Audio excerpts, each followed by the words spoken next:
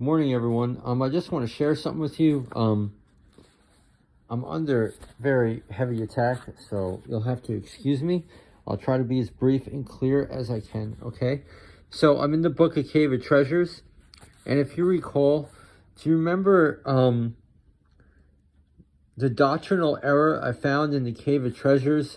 How the authors didn't believe that the fall of the angels of Genesis 6 and the book of Enoch did not happen. And we talked about the case they made, which is a good case, but it is still error. Okay. So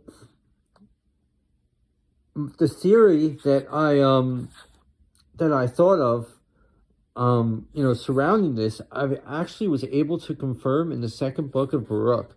So if you recall, the writers say angels, there's no male and female future in the kingdom.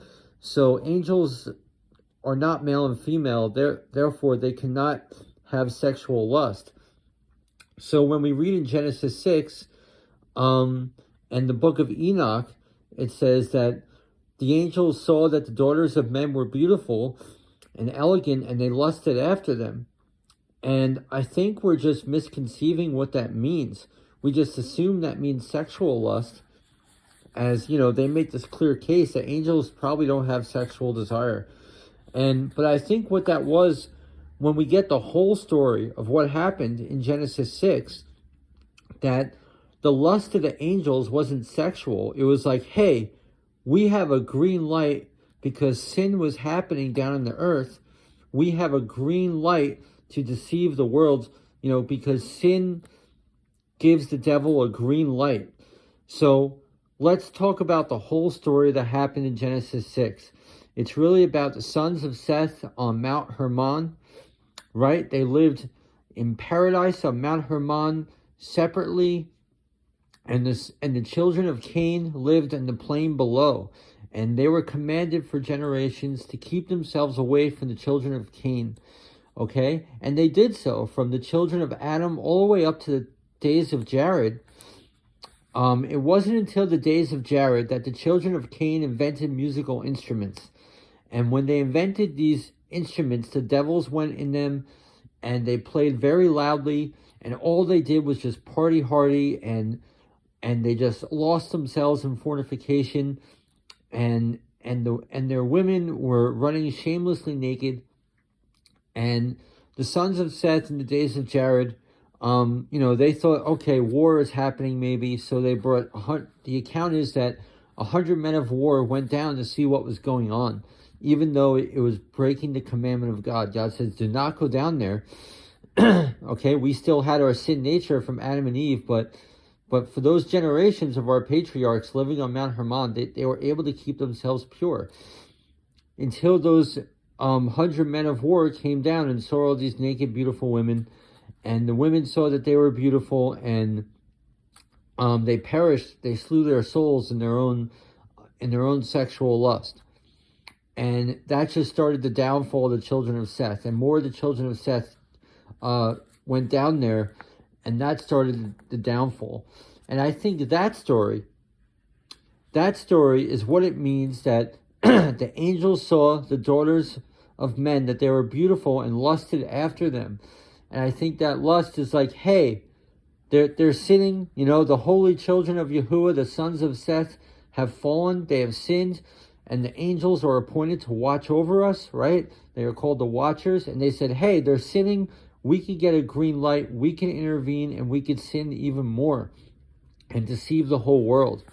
So, and we hear about this stuff in Testament, the 12 patriarchs and all that stuff. So that's my theory. And I think it is confirmed here. Here we are in the second book of Baruch. It talks about how black waters are a symbol of transgression. I don't want to go off on a tangent, but it's talking about how Baruch saw a vision of black waters, and he's getting the interpretation.